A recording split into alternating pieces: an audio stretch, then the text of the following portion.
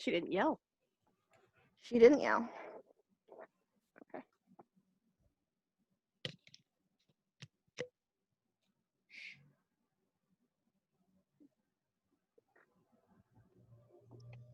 Hello. Welcome to. Oh shit! What's the name of the panel? Start over again so that they can edit it out. What is the name of the panel? Steampunk's A Gamer's Guide to Steampunk. Thanks. Or Gamer's Guide to Steampunk, because there's more of us.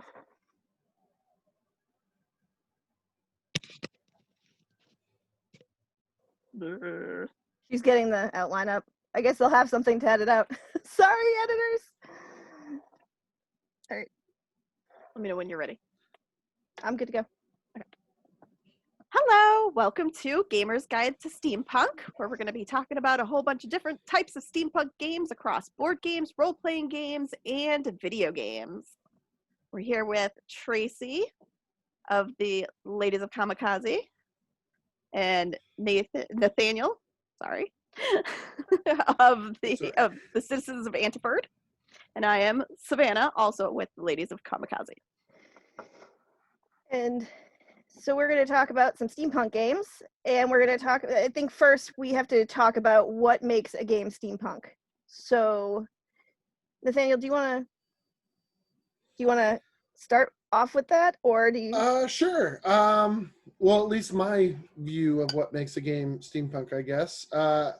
As I'm sure there's been a Steampunk 101 by this point in the con, you probably know that it's very hard to nail down what is steampunk. I would say, as far as video games are concerned, it's 100% aesthetic. There isn't really too much, like I've had some ideas, people have ideas of steampunk mechanics, but a lot of it comes down to aesthetic, setting, story, character designs that draws steampunks to games or makes a steampunk game. So that would be my guess. Yeah. Honestly, I think it's the same for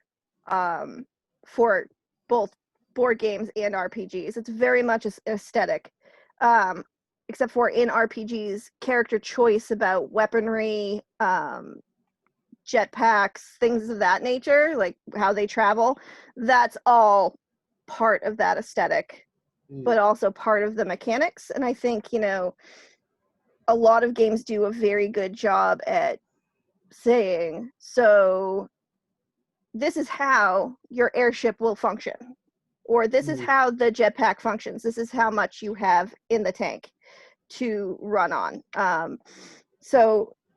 And really what's nice is, especially with RPGs, it's up to the player to put in as much steampunk as they want into their character.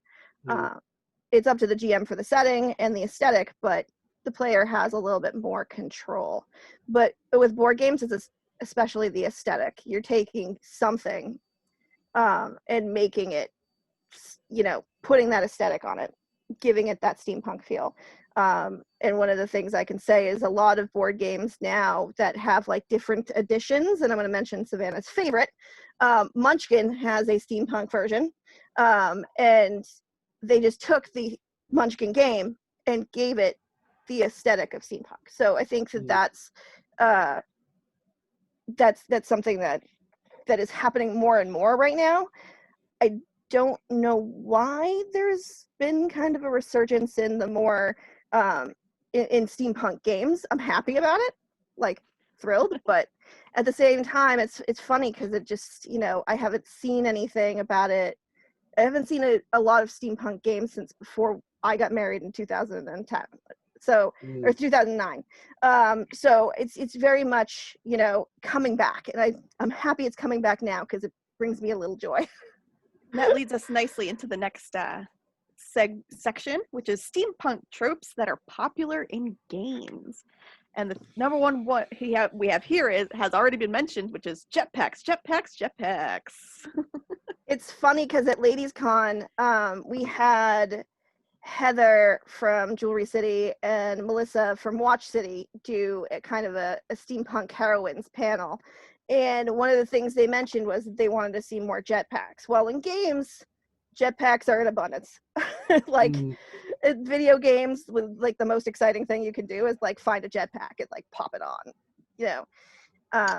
Well, that to me, honestly. But in board games and video games, you are seeing a lot of like jetpacks and airships that fly and things like that. Like anything Zeppelin-y in nature.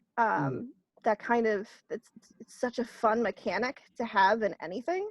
And I'm sure you can speak to the video game portion because we were talking before about BioShock Infinite, and I believe there's jetpacks aplenty in that, according to the blog said jetpacks. Oh yeah, I was like maybe I think one of the enemy types. But it's definitely one of the things where it's an easy, fun thing to do. It's a good kind of upgrade for characters to get to make the biggest thing in any game, movement or progression. It's good visual. You can make it look old-timey, but it's also the futuristic that steampunks want. We don't really have jetpacks now, although I think I just watched an Aussie Man review all about jetpacks, and I'm surprised at how close we are. That water jetpack. Yeah, that water jetpack. But I think that's definitely it. As far as video games go, I think jetpacks are very good. Like you mentioned airships and stuff, but that's more for a group of people and a team. It's a very good way to have a small scale, like your character gets this super cool thing, a jetpack. They're new and experimental, and now you get kind of that technical superpower that your character can now overcome these obstacles for. So I think it's very common in that sense. And another really big trope is the strong women. Oh yeah. Not just in PCs, but player characters, but NPC, non-player characters. And I don't think there's been a video game yet where there's been a strong female lead that's steampunk. I don't know. Like maybe I'm wrong. I want it so bad. Horizon Zero Dawn has given me a taste of what a strong female like player character can be, and I want it. But I don't think I've seen anything yet.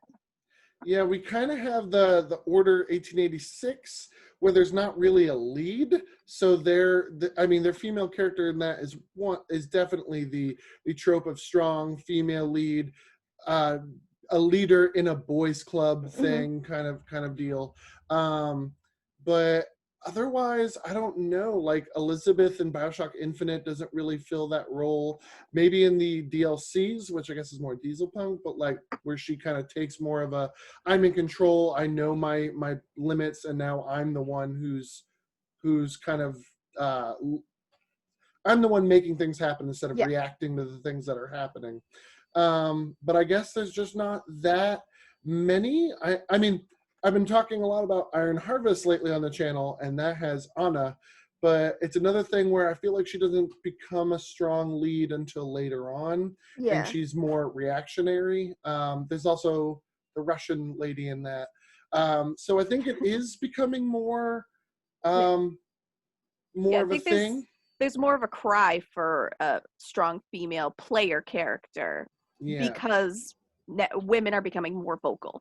And not only that, I think in the writer's room and the designer's room, you're seeing a lot more women coming to the table. And I think that that's going to be giving us, like what even we crave. Even if there isn't like a set female, like give us the choice. Give us a female or male choice. The best place you're going to find strong female player characters are your own characters in RPGs. Yeah. When you build a female character, it's just like a strong female character. It's awesome. And honestly, the game in which I met my husband, I actually played a really strong female, like really badass elf, and I had a steam powered arm, the prosthetic arm, because I lost my arm, I forget how, but we had it was one of my favorite characters I've ever played, just because she had the, in that society, steampunk society, there is the ability to have that strong female character who isn't as questioned as, your traditional fantasy setting. And of course, in board games and card games, we had a couple years ago the Girl Genius card game come out. So that was super awesome. And this one, for example, and they're getting a video game now. I know, I'm so excited. This one has Agatha's big gun on the front, Yeah. which makes me so happy.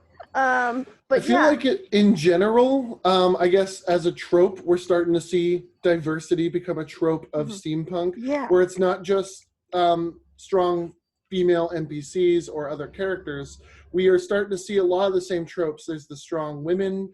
There's the dignified, smart, like person of color. There's the all these other things are coming up. We're starting to see more of a damnation of colonialism. So maybe if it's about kind of, you're one for the empire and you're taking over, the whole point of the story is that, hey, that happened in real life and it wasn't good. So we're going to illustrate that maybe that's not the best thing to happen to the colonies or whatever. So we're starting to see that as a trope all around, which is why I think we see them more as NPCs rather than player characters. It's because they don't know who's playing the game, so maybe they're going more safe with, we leave it up to you. But with NPCs, we're like, no, you meet this person, she is this way. It doesn't matter who the heck you are, they're the same person. You need help, you need to go to this genius inventor. Well, he's a black person who is infected by this situation. And we're starting to see that as a form of diversity, because even if your player group might not be as diverse as you want, you still want to show examples of, no, steampunk is for everyone. So you're starting to see kind of that forced diversity. And I'm really happy about it. I'm really happy I can have my son play these video games where there are the strong people of color, strong women, just the diversity. Like, he can see his friends in the video game with him. Like, it's not, I think completely whitewashed. I did not want to interrupt you. I apologize. No, go ahead. I just thought of an example. Close to the Sun is a Bioshock-esque steampunk game, and the lead character of that is a strong female lead looking for her sister. I just thought of that as an example that we were talking about earlier. Because I'm always looking for a new video game. We're just gonna scribble. Yeah, if you haven't heard of that, no. I was very upset with Close to the Sun. I did not play it yet, but a lot of people are like, it's a Bioshock clone that doesn't hit all the marks. But ever since, a lot of people are like, oh yeah, it was amazing. It was a Bioshock clone. Obviously, it was amazing. And I was like, oh, I should have make up my mind. On that. Yeah, so I feel bad for not jumping on it. It is on my list of things to get and experience, but everything I've seen, I mean, it looks amazing. Well, now I've added it. And another trope that we're seeing is like floating cities. Yeah. I think that's a very good way to turn anything steampunk. It's a lot of balloons, blimps, propellers, gears. It's something we don't have in our current world, so it's futuristic, but also you can make things look rustic and old-timey. I mean, it's in everything. It's in Final Fantasy. It's in Bioshock Infinite. I mean, it's a very good trope to make something instantly steampunky. Yeah, I have to agree. I think, especially when you're creating worlds for RPGs, and I know we're going to talk about like creating them using a third party, like loose system later, but when you're creating it as a GM and you want to add floating cities, the world is your oyster. You can create tiered cities to create like a class effect, or you can have one giant city on a giant floating turtle, and just like make that happen. In fact, when Doctor Who did that, I was super excited. So, and that actually is in the Doctor Who role-playing game. You can build your own floating cities, and I kind of think that that's just a wonderful way to change your game and not make it, you're the same old, you're in a Victorian city on the ground. I also think it's a good way. I think you mentioned something earlier about kind of this, but it's a good design element as well. I mean, it's a good reason to bring up, you need a jetpack because you need to get around. You need an airship because it's a floating city. But it's also a good way to be like, I have to control where my characters go. I want to put you in this direction. So to get to a different part of the city or to get to a different, like your objective, you have to go through certain other controlled parts. How do they get around in a floating city? Is it bridges? Is it connections? Is it other balloons? So these kind of things for a game designer is a good way to kind of design the flow of the game. And also, like you mentioned with the tiered system, it's a very easy way to very quickly and easily be like, yeah, that's difficulty. If you get to this part of the map, there's going to be more bobbies. There's going to be more, it's going to be harder to get around because it's the rich district. So that's a really easy way to be like, oh, that's harder. So your end objective is obviously to storm the mansion or whatever. And I think that also, you know, from a design aspect, you're not necessarily railroading him going, you have to go this way. You can create different ways, but you can control it better. So like, they don't have to, you don't have to be like, you have to go this way. You can say, I have, you know, you can go this way will take you here, this way will take you here, and this way will take you here. Which way do you want to go? And they can all end up in the same place. It's just that you have to make sure that, you know, you can have control of it, because sometimes the games that go off the rails, they'll just go off to a place you weren't thinking of, and you have to take a 5-minute break so you can create it in your head. And sometimes that can be very, very, very, very hard to handle. On the ground, you have 360 degrees of your players are going to do what they're going to do. But in the air, it's like, yeah, so you go that way. So you fell off and you died. Do you want to rethink that?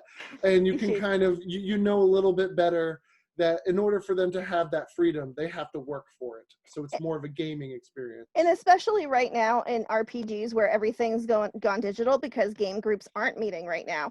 Like you have, you know, you can control it better from a GM standpoint. So you're not having to go off and draw a completely new map to throw up on Roll20, you know, because you created 3 different scenarios and they took the 4th one.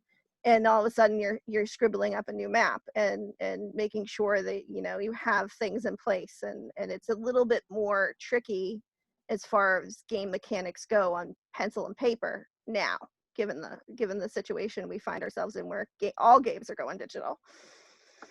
So speaking of going off the rails in a floating city, the next trope is airship pirates. Love airship pirates. There's a whole game about them. It's of course there is. I think you have to order it off of eBay at this point. I don't know if it's really in print anymore, but Abney Park created Airship Pirates, the game. Oh my god. And it's essentially, it's 2150, Earth is recovering from the great apocalypse of 1906, and it's nothing but floating ships and floating islands, and it's great. It's fun. The experience I had a really good GM who really played it up, and the minis were incredible, and it was just so much fun.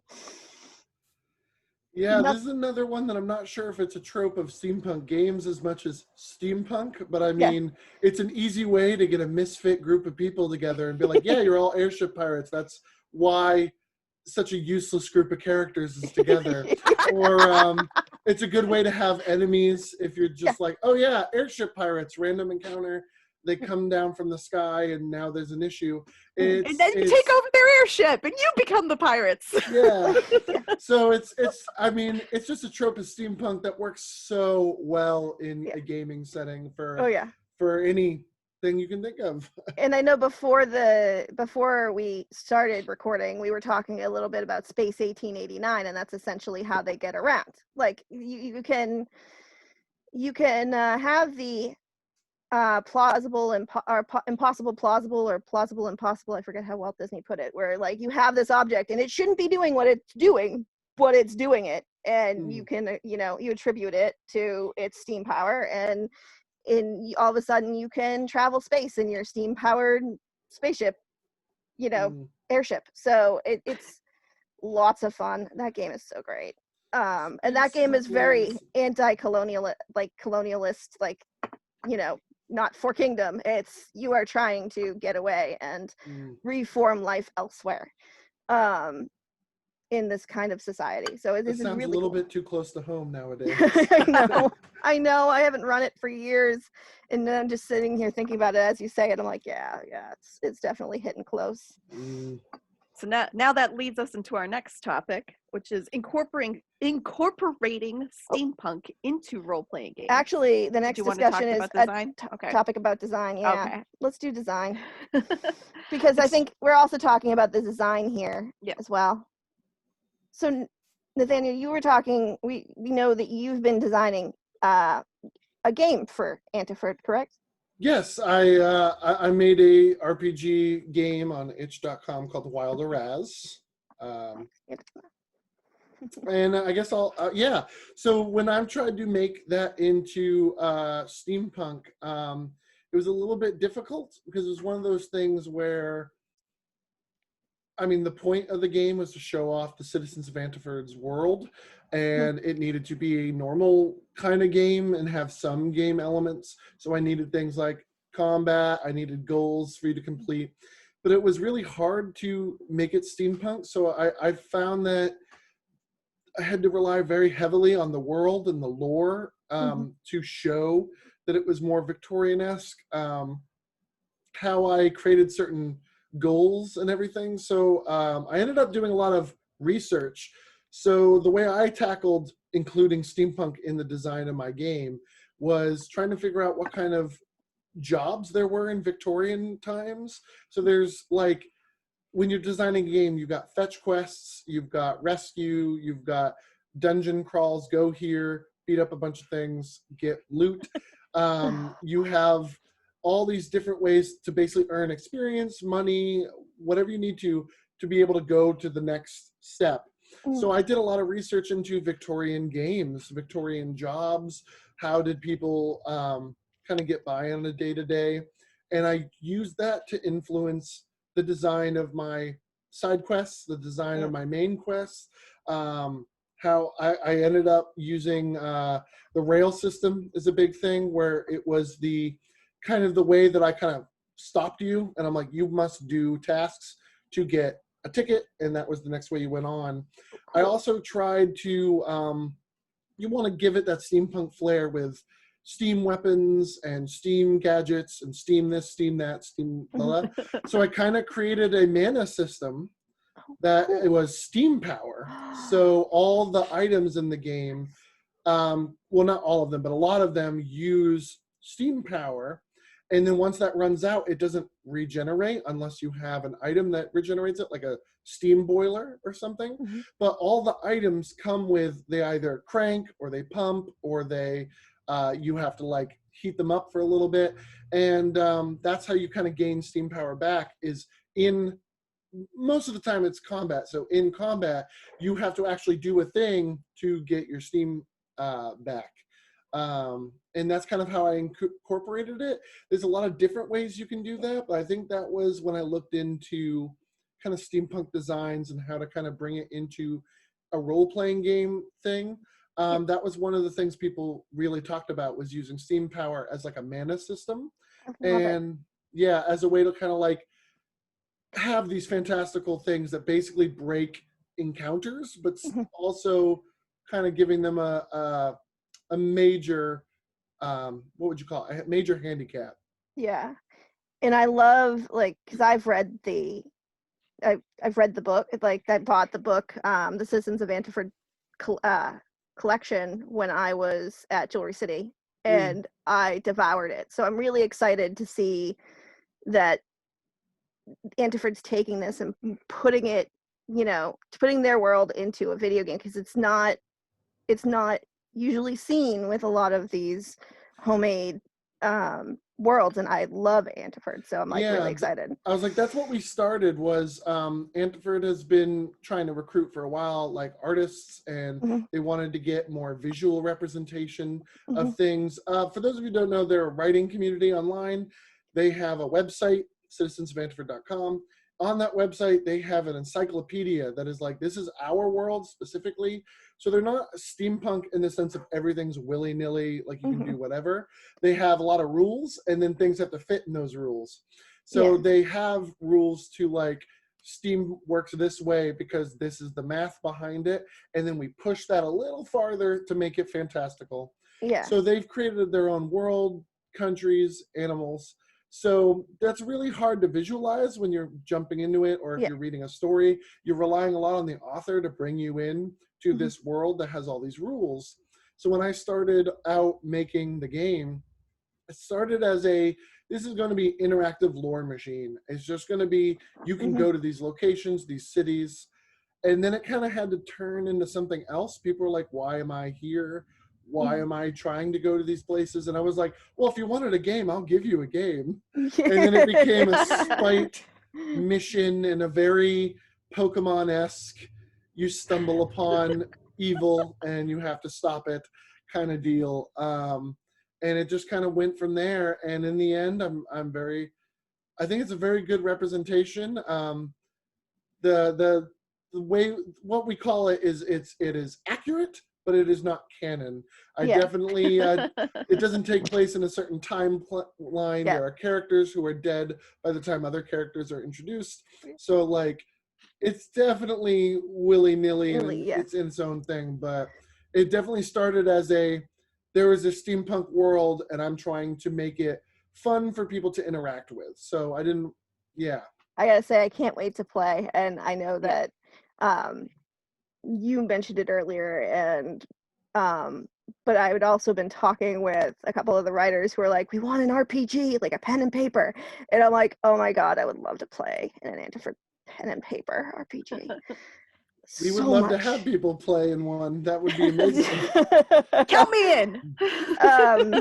Yeah, no, I mean, I think that what the complications that come from having to be canon would be so difficult when it comes to planning a game, video game like that. And I think people, especially on the internet, can, be like, hey, but actually it's not like that. So like to be Yeah. like, it's not really canon.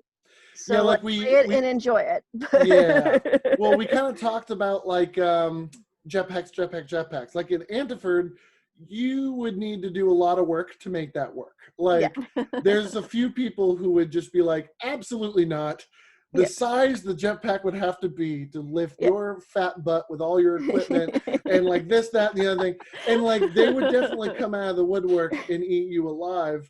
But on the other side, they're equally as likely to be like, hey, because of the situation we're in, why doesn't it just be a glider pack? And then you could do this, it would only weigh this amount, and then this would happen. And they're equally as likely to just jump and give you other ideas that work.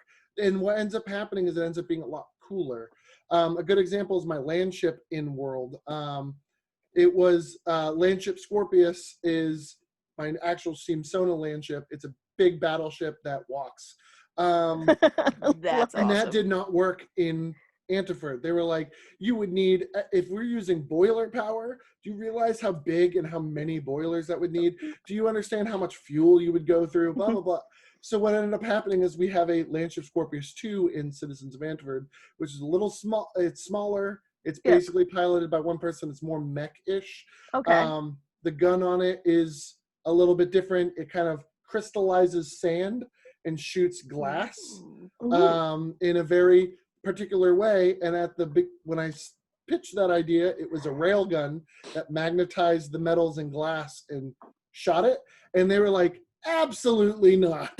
And they were like, no.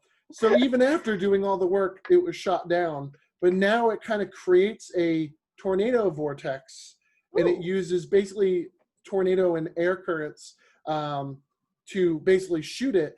And I did so much research. We had all that stuff, and I presented it, and they went, okay, we can live with this. This is good. And what ends up happening is now it is more energy efficient. It has all these things. So I was able to make basically a better product with the constraints that they had already had in the world. And I think that's a really cool design thing to do. It's kind of like writing fan fiction, where you can't just do whatever you want, because it has to work in the world that's already been established. Right. Yeah. And in the end, you just end up doing more research. So we're steampunks. Research is fun. So. and I think that, like, especially when we talk about research, as a GM, that's one of my favorite things. So we're, when we look at in Savannah, I think incorporating steampunk into RPGs, making Woo! a segue. Here we go. I think that it is important that you do your research and that you're giving your best game, because you don't want to say, you don't want to not understand how things work. And you want to make sure they work within the confines of the setting that you choose. And I know that when it comes to like, and I'm going to say, Savannah, you can talk about this because it's 5e, but like when it comes to like D&D and Pathfinder, like the kind of things that you're putting in that are steampunk are really up to the discretion of the setting and the GM. Which that's a big thing. So Critical Role has gotten really, really big in the Dungeons and Dragons world. If for those that aren't familiar with Critical Role, it's, as they describe it, a bunch of nerdy ass voice actors that play Dungeons and Dragons, led by Matt Mercer, and it's amazing, and I love watching it. But Matt Mercer has created this entire world called Exandria, and in this world, they do have like kind of steampunk elements. Mainly, they have firearms is their big thing, and one of the characters from the first campaign, Percy, is the one that created them. And so Taliesin, the one that played Percy, and Matt sat down and decided the mechanics of how a gun works in this game and how does it shoot? How do you get the fuel? How do you get all this stuff? And that's that design element of how does this work? And luckily there was already kind of basis for it with the Eberron setting, which has been around for I think since 2e. Yes. And hold up so, the book. Hey, that's not the 5e Eberron though. No, it's 3.5. We never moved. We never moved. But and they just actually released the Eberron book for 5e and an official Explorer's Guide to Wildmount, which is in the Exandria setting that Matt Mercer created for Critical Role. And in Eberron, that's where you get the real big steampunk vibe, because that's where you have the Warforged, which is a player race made that is created. They are created, and you have the Artificer class, and that's they instead of it most being steam powered, it's magic powered. So it's on that steampunk line. It's more magic. It's more the aesthetic of it. You will see that in a lot of steampunk stuff, especially in the fantasy realm, where it's like it's steampunk, but it's all these things that work because of the crystal power or the orb of power that we put into things. So it makes absolute sense. Or the Dishonored, what is it? The whale oil that is like supercharged whale oil in Dishonored. Yeah. Yeah, and like I said, they have like the guns. There's cannons and airships and all that fun jazz. I have not had the delight of playing in Eberron, but I have read the book and I want to play right now. There are other RPGs that have steampunk settings. Oh, totally. And actually, I was going to mention Pathfinder, which people who didn't move on from 3.5, Pathfinder is essentially a newer version of that kind of fantasy game. They actually just released their second edition, and in their second edition there are actually classes that you can talk to a GM and make it more steampunky. So like I think we were talking about the Artificer, right? I was talking with my husband about the Artificer right before we came in, and the Alchemist. The Alchemist can actually create bombs from and explosives from anything. So you could have something that's steam powered that has that powered by magic sort of feel, and make them a little bit more steampunk. There are settings that would really be wonderful for that kind of character too. So that's kind of nice. They're starting to give it a little bit more of a steampunk feel if that's the way you want to go. But as far as like other RPGs, a lot of the third-party RPGs, which are not like the big two, are not the Paizo and the Wizards of the Coast. Yes. Those are fabulous. Those are actually ones where you can take the setting, because the setting is vanilla. I mean, the rules are vanilla, and you can use them for anything. So like, I've run a steampunk dread game before, which was fabulous, and that's actually, you use a Jenga tower instead of dice. There's lots of death. It's very so what happens is every time you have to do something, the GM can decide, or the game master, because we can't use dungeon master. That's a D&D term only. Dungeons and Dragons only. The game master can decide, okay, you can do it, or decide it's risky and you have to make a pull from the Jenga tower. And if the Jenga tower falls, you will die at some point. You might not die automatically, but at some point you will meet your demise. And it works very well for, I mean, like I said, we've done steampunk. I've actually run a Clue game based on the board game using Dread. It was phenomenal. It was so much fun. But like, we have a Doctor Who RPG. Again, they have the Paternoster Agency, Paternoster Investigations, which is in Victorian England. It does have a whole section about, so you want to add steam to your world. Here's how to do it. You could also set it in that alternate timeline where it was the airships. Yeah. There's a lot of games that are set in Victorian era that kind of have that chapter. So you want to steampunk it up, here you go. Here are like how we suggest, because a lot of these games don't make that that demand of you. What they do is they say, you can do what you want, but here's our suggestions. One of the games that does this really well, and one of the games I use for everything, is Savage Worlds. Savage Worlds literally gives you a rule set and says, go play in our sandbox. That is, if Citizens was to do an RPG, I would beg for a good Savage Worlds rule set. Like using, like, creating the book around the world and the lore, and, you know, giving character archetypes and stuff like that, but using these rules, because it's a really good gateway into RPGs. The rules are simple enough that people will not get overwhelmed. I literally have a sheet that I bring to game days that's literally, here are the rules to Savage Worlds. This is all you need to know. And the Benny mechanic makes it nice for being able to say, I will spend a Benny if you let me do this. And it can be as insane as you want. And I'll be like, describe what you want to do and how you do it, and I will let you do it for a Benny. Give me the Benny, and you can do it. So anything like there's a great mechanic in it for characters called MacGyver, which is literally someone who takes the pieces around them and makes it into something. So that something can be steam powered. It doesn't have any restrictions on it. The only restrictions it has is what the GM sets.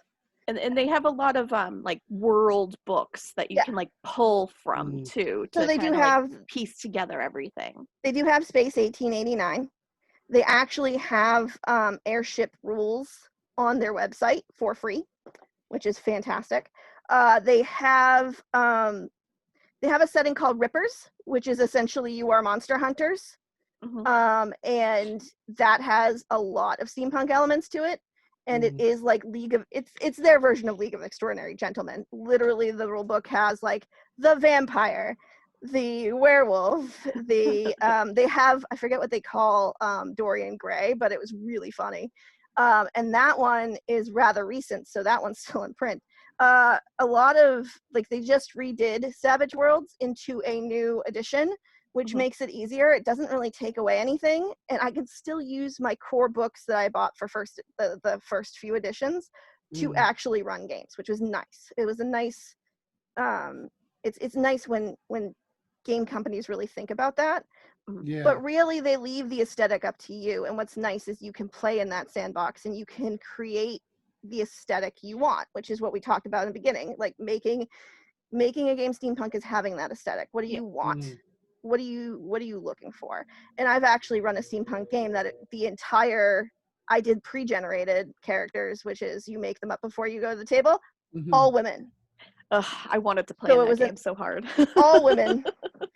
It didn't end up running that time, but I've done it before, and it was really one of like my favorite games I've run, just because you don't expect, when you come to the table, you don't know who you're expecting at the table, you don't know what they're going to bring, and when they bring their A game, you can bring your A game and really give them the story that they're looking for. And that's basically what RPGs are doing. They're giving you permission to tell a story in that world. And that's why steampunk kind of fits with RPGs. I think being able to tell that story, especially after you, like, what's nice is we can play video games and have that story and then be inspired to take it to a table with friends. There are, if you ever look on the internet, there are people put up their settings all the time. There is a BioShock like a BioShock world that you can play Savage Worlds in. So I think, obviously I know not there's official. even a D&D one. There's even a D&D BioShock version. Like someone brought it into 5e. I think that makes it really fun and functional. I mean, I don't know if I don't think you've run any steampunk RPGs, but have you actually played in one? I think I need to. No, I'm the odd person out. Actually, wait a minute. No, I technically did. I think the what I was telling you about, because what was that in? Oh, I don't know. We're gonna spend way too much time on me trying to Google it. No, I was in one where someone was trying to teach me stuff with the mad skills, because I had mad skills in hats, and my character would always have a hat for whatever they needed, and A perfect disguise.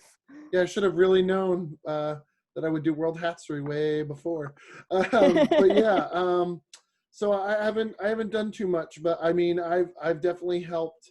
We've had plenty of discussions about what a Citizens of Antwerp RPG would look like, the kind of things that we would need to take into consideration, classes, races, because there are 3 major races of Antwerp. So like things like that we've had plenty of discussion about, but I've never actually participated in. Yeah, I mean, I think it's definitely.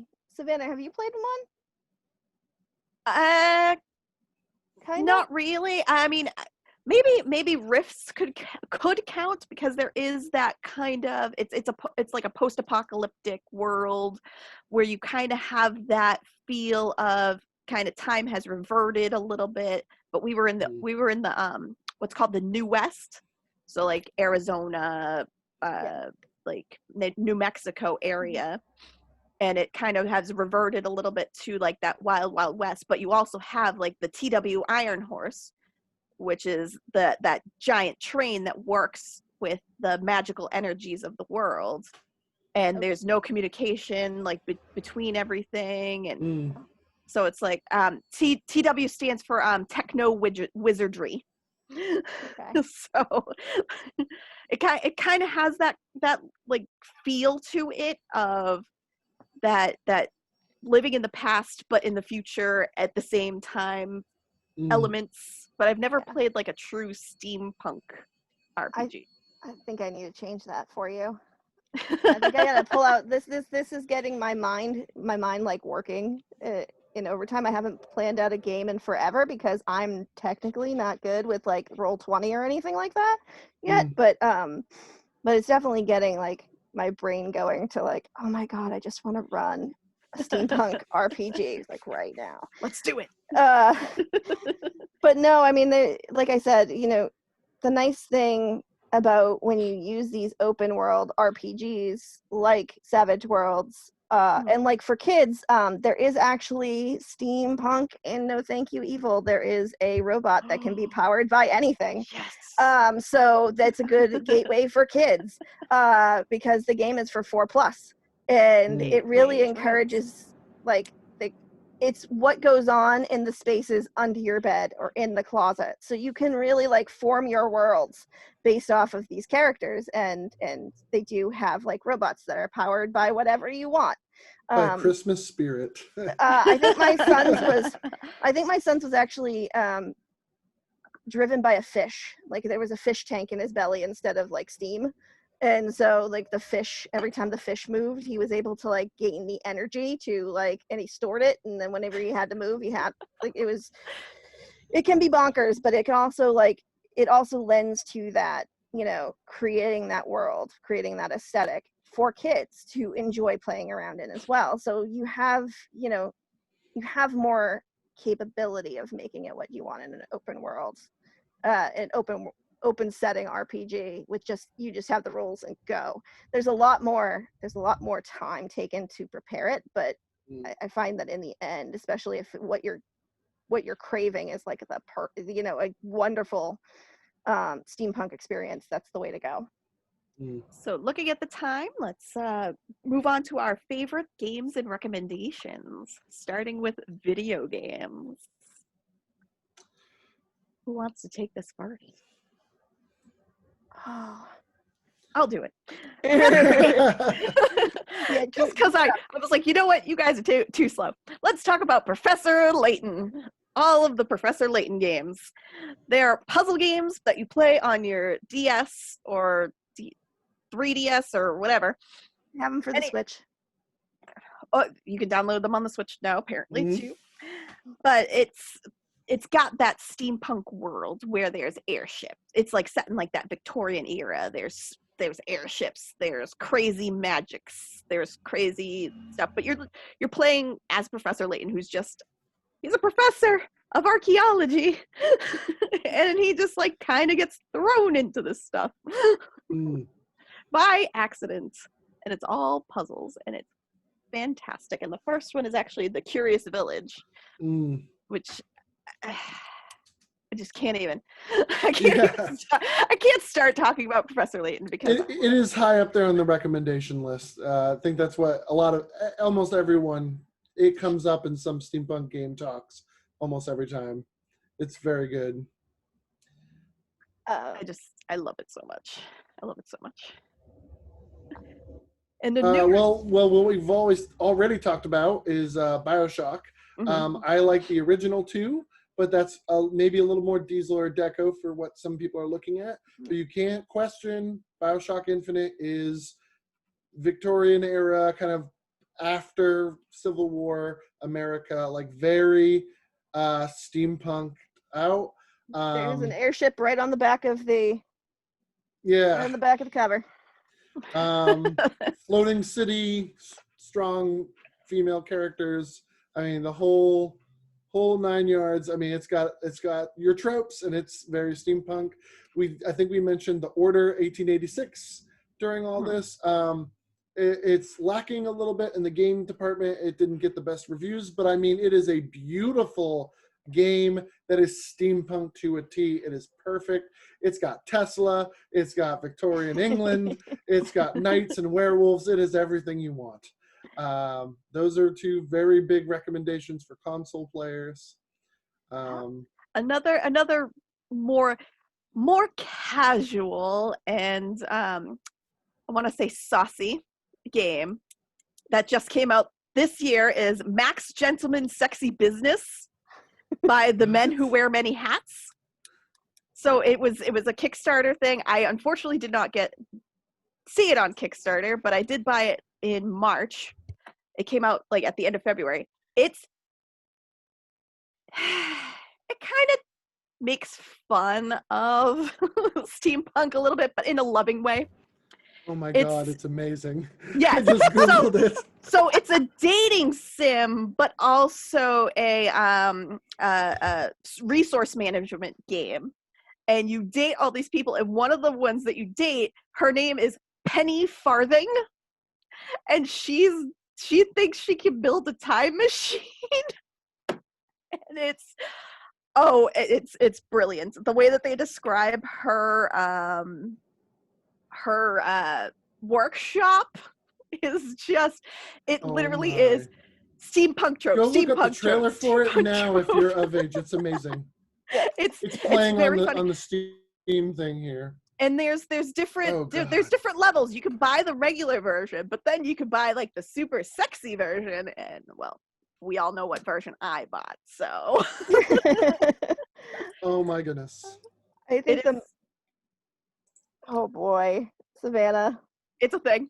It's a I mean, thing. I have to say, I agree with Bioshock Infinite and the Order game. I haven't played many, and in fact, Oh, as you were talking, I'm writing down like names because I want to. I will point out that if you are on Animal Crossing, there is steampunk outfits, and today my character is decked out in one in honor of our panel recording. yeah. Yes, it's very cute. Steampunk packs to any of those kind of more casual games are always very good. Yeah. What else? The steampunk game that really taught me that I might like steampunk, and I'm surprised I didn't know right then and there. Rise of Legends, Rise of Nations, Rise of Legends is an older one. I actually can't find a new like re-released version of it anywhere that matters, but that's the one that really got me into it. Iron Harvest just came out. That might be more diesel punky for some people, but I mean, it looks amazing. A lot of love and effort went into that with the Jacob Brzezowski 1920 plus universe. Digital Scythe, which I'm sure I'll talk about Scythe in the board game section. And it's just like, there's a lot to choose. There's Sir, You Are Being Hunted. There is, where is my Steam? I have an entire steampunk section on Steam. Steampunk. There's 80 Days, which is around the world in 80 days kind of game, but it's very steampunky, like a lot of the things. There's Anodyne. There's Frostpunk that came out, which is a city manager. Oh yeah, I heard about that one. That looked interesting. Oh yeah, of course, Guns of Icarus. Literally, you and your friends pilot airships against other airships. You're basically airship pirates. Oh my gosh. And Final Fantasy, the Final Fantasy series also has some steampunk elements. Oh yeah. Yeah. Many people in the 90s 4. were introduced to it. Yeah. Yeah. Yeah. Starting with 4. The MMO still has like those airship elements. Also, speaking of MMOs, World of Warcraft has steampunk elements in it too, especially Nomaregan, which is the gnome city, and the they goblin one too, right? Like there's one for each the side. goblins. Yep, exactly. Which when they came out with the goblins, I was like, oh, let's do this. So we can segue into RPGs now. Now that we're talking about goblins, because obviously you have D&D, the Eberron setting, you have Savage Worlds, all the settings in there. Yeah. There's a small little tiny one that I don't think a lot of people know about. It's called the Beezengast game. It's based on a series that came out in the early 2000s through Tokyo Pop called Beezengast. It's by M.L.S. Legros and is set in not really like Victorian era, but like this kind of like amorphous timeline in Arkham, Massachusetts. But in the game itself, you can set it anywhere, but you have to go into these crypts and you have to release the spirits in the crypts. And the artwork has a lot of that steampunk element of, there's a lot of gears involved. There's a lot of cages, a lot of like that kind of industrial element and those really lovely like lace outfits, gowns, that kind of feel to it. And I haven't had the chance to run it, but I have always wanted to run the game. And the game is actually put out by Noble Knight Games, and you have to like really search for it. But it is fabulous. I'm getting mine together. Yes. Because I got slots. Yeah, I was gonna say. Behind me, you see my pile of books right here. So I am going to show off. So we have the Paternoster Investigations book, which is fabulous and fun, and gorgeous on the inside. And if you're a Doctor Who fan, they actually put out a source book for each Doctor, so you can play with the feel of the series, which is fantastic, and it's one of my favorites. But Mutants and Masterminds. So I talked a little bit about. I might have not have yet, but Mutants and Masterminds is actually a superhero game, and they released a while back a book called Worlds of Freedom. And so they have the world Freedom by Gaslight, and it's essentially a steampunk superhero setting. So you can make your own steam-powered superhero and be awesome. And we did that. I ran a game of that where all of the second bananas of Victorian literature had steam power and went off on an adventure, because after all, they are the ones that get stuff done, not their super famous counterparts. That was super fun. We talked about this a little bit before, and I'm going to show it off. This is Fate. It is one of the open world third party products. It's put out by Evil Hat Games. They have copies of this up for sale. And what's wonderful about it is Fate Accelerated is far faster. If you want crunchy, Fate, lots of options. You've done character creation a couple times. Fate is really good. But they also have, and I don't know if they're selling it anymore, the Atomic Robo setting. So, all Tesla power, you can jump through history. So you can actually do, young a robo setting. And then, of course, I put my Tesla Dyne Industries hardcover employee handbook there, because I keep it with me when I plan my games. Because you always have to know what kind of action science you're going to need. Explosions. And The answer's Fiasco. always explosions. Oh yes, Fiasco. That was the one I was trying to think of. Fiasco is a story-driven game, which means there's no real dice to it. You are telling a story. You all have relationships, and your relationships drive that story. There are plenty of steampunk settings out there, steampunk stories out there for you to tell, but you can create your own. And also, and that's just a one shot. There really isn't a campaign mode for Fiasco. That's like a quick, let's play a game. Played a campaign version where it's the same characters, but they're going through different scenarios. Different scenarios, all right. Like a detective agency. I mentioned Dread. Yep. I love Dread. Dread is a great third party game where dice aren't needed. I know people love rolling dice, not needed. And then the other two I have are ones that are kind of set in Victorian times, that you can have that steampunk element. I have A Taste for Murder by Graham Walmsley. It's basically you are playing Clue. You are an investigator of a private detective, and you can play this with 6 people. So it's nice. It's a nice big game. And then we also have Bedlam Hall, which is a macabre role-playing game from Monkey Fun Studios. I love them. Their stuff. They've done a game called Spirit of 76, which is set in the 70s. And this one is set in Victorian times. You are in like the most depressing Edward Gorey like house. Nice. You can add steam to it. It is phenomenal. Again, it's more of a storytelling game. There is some dice rolling in this one, but not a ton. But I love their work. Their whole pitch for this was the family members telling you how awful it was, and that you shouldn't buy it because it will just make you sad. I need that in my life. so like you can do anything with those, but the RPGs, there's just a ton out there. But those are the ones I recommend. These are the ones we have on our bookshelf that we use a ton. So. And lastly, we have our board games list. Are we ready for this one? Oh, yes, we are. Any of the Forbiddens, right? Real quick, can I actually suggest something? Yes.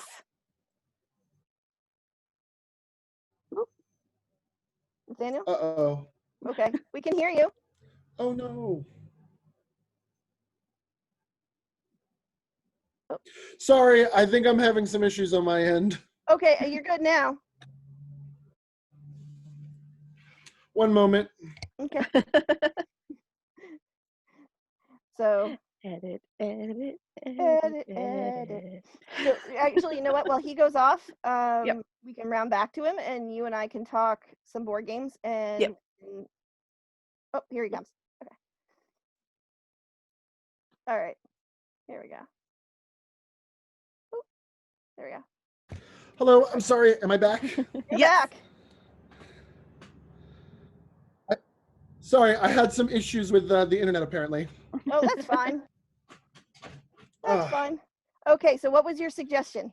Yeah, I was going to say before we leave RPGs, pen and paper, I did want to mention that there is a famous RPG pen and paper called the Call of Cthulhu series. Oh, I yes. meant to bring up Call of Cthulhu. A lot of steampunks, yeah, a lot of steampunks love it. There is an entire add-on to that called Cthulhu by Gaslight, and it is an official one. Yep. And so if you like Cthulhu and monster hunting and the whole 9 yards, there's an entire add-on to Call of Cthulhu called Cthulhu by Gaslight.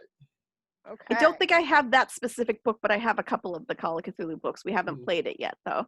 Writing that one down. 'Cause I need it in my life. Oh, yeah.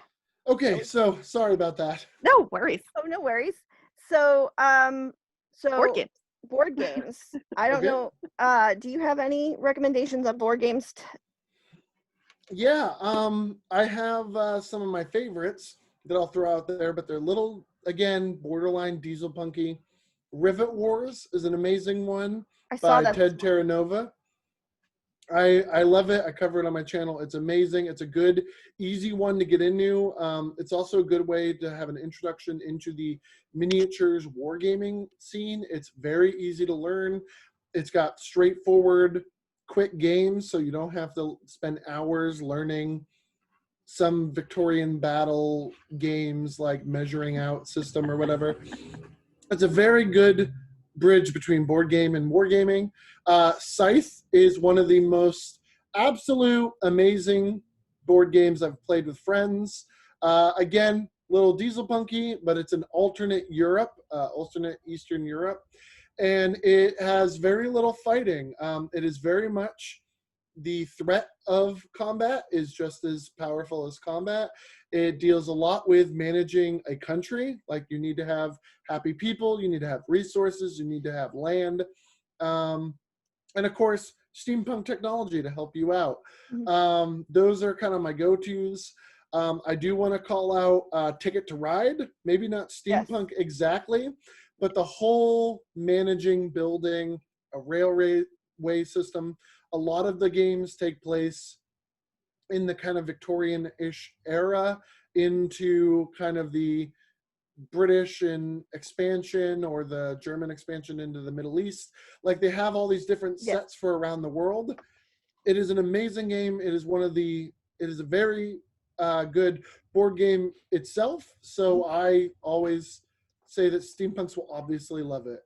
I love it, and if you play the digital version, the version you can buy on Steam, like it's very steampunk in nature in the background. So like, you know, you can take on a guy wearing a top hat and a monocle who's very industrious, and you know, and you watch the steam rise as you're building your.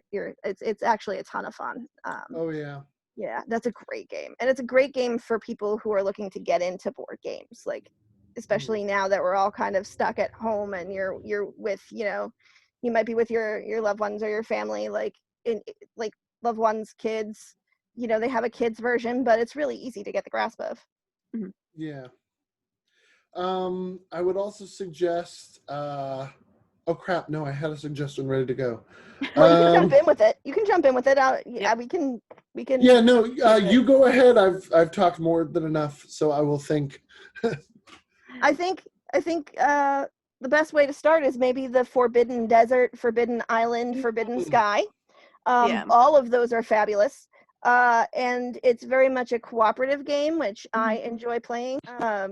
I'm very, very into co-ops. So those are really nice. You're deserted somewhere, and you have to find all the pieces of, especially in Forbidden Desert, I believe it's your airship, to get back in the air and escape the desert. So that one's lovely.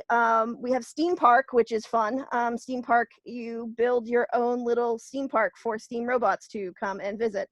And if you build the best steam park, you win. That one's fun. We have Munchkin Steampunk, we mentioned before. I don't know, again, if this game is in print. If it is, you should grab it now. Zeppelin Attack. It's a card game where you manage your own Zeppelin. It's by Evil Hat Games. And you fight other Zeppelins. And it's super fun. Love it. And of course, Girl Genius has the card game. So that's wonderful. And the machines in the movie run on Steam Power, so I'm going to say it here. Labyrinth, the board game. Yes. I know that might be a little controversial, but Labyrinth, the board game, is fun. And also, from Restoration Games, Dinosaur Tea Party, a game of civilized deduction. It is phenomenal and fun, and it involves dinosaurs wearing top hats, monocles, fancy dresses. It's quite the time. So I definitely suggest that. Those are my board games. I'm going to start with, it's not not exactly steampunk, but it has like that Victorian feel, and some of the cards have like steampunk elements, is Mysterium. Oh yes. Where you are mediums trying to communicate with a ghost and find out who killed, like who done it. And a lot of the vision cards that come from the ghost have like some steampunk elements, and it's set in that Victorian time where they were all obsessed with spirituality and all that fun jazz. It is such a fun game. It is. And I can't talk about board games without bringing up my favorite board game creators in the entire world, Red Raven Games. They have a game called City of Iron that has that steampunk element to it, in which you create your own cities, and you have to bring your nations through different industrious eras throughout like the gameplay, and build up your people. And it's kind of, like I said, it's through eras, so they're like, you have like that steampunk era, you have like that diesel punk era, you have it builds and builds, but you have like, it's the four nations are the industrious humans, the toad engineers, which I mean, come on, engineers, the scholarly Crisarians, who are like almost like lizard folk, or the clever hogmen. Like the idea of hogmen. And I have an obsession with Red Raven Games. I own every single one that they put out. I am eagerly awaiting the next game, Sleeping Gods, which actually has that kind of an element, which is you're on the sea, and you're a pirate ship looking for treasure, and you happen to wake up things while you're exploring the ocean. Looks terrifying. The artwork that Ryan Laucott does is just stunning. Like, yeah. All of the Red Raven games are gorgeous.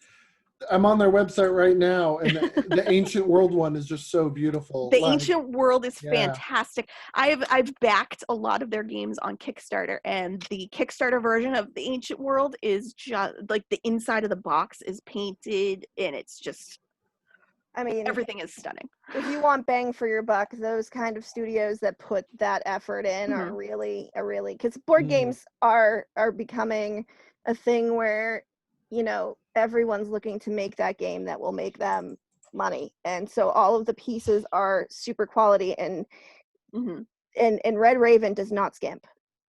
Their stuff is just gorgeous. And I think now we're seeing a decline in cyberpunk. And I think that's because of the world we currently live in.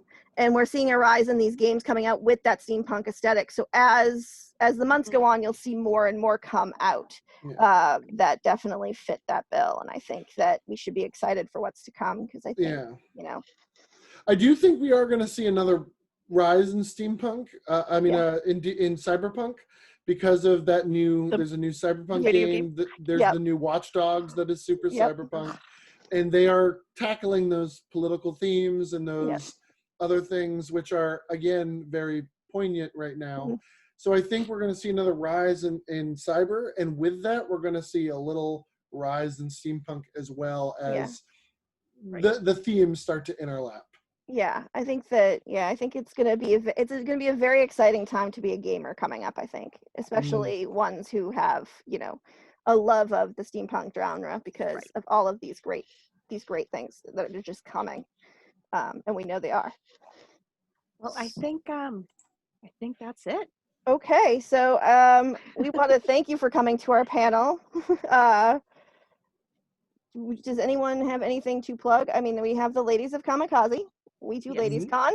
And in We have- fact, right now you can head to Kamikaze's YouTube page and see the panel that Jewelry City and Watch City actually did for our convention, which is Steampunk Heroines, Tropes, and I can't remember the last one, but it's all about steampunk heroines and the tropes and the things that we love about steampunk relating to them. So I think that if you want to hear a nice panel about strong, confident steampunk women, that is a wonderful watch. And it's actually live today as of the date of this recording. So you don't have to worry about the date that it's going to be up. And you want to plug ELS because we can do that too. Yeah, we do a monthly women's board gaming, women and non-binary board gaming day when we can do things in person. Right now we are online, digital.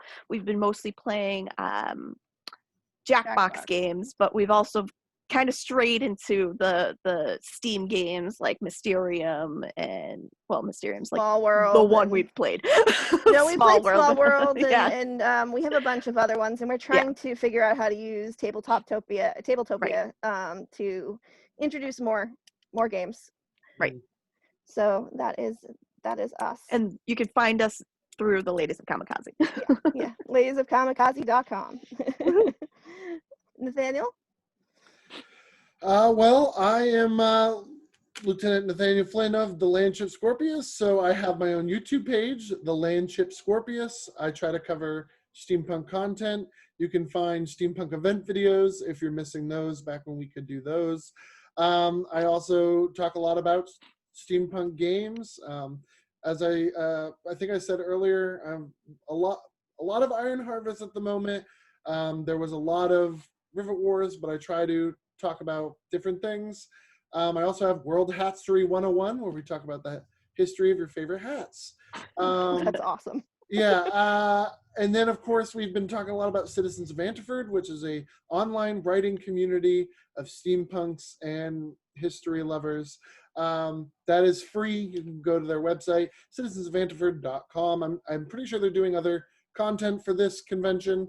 So I'm sure that they have plugged and replugged. We talked about the game for free, Wild Araz on itch.io.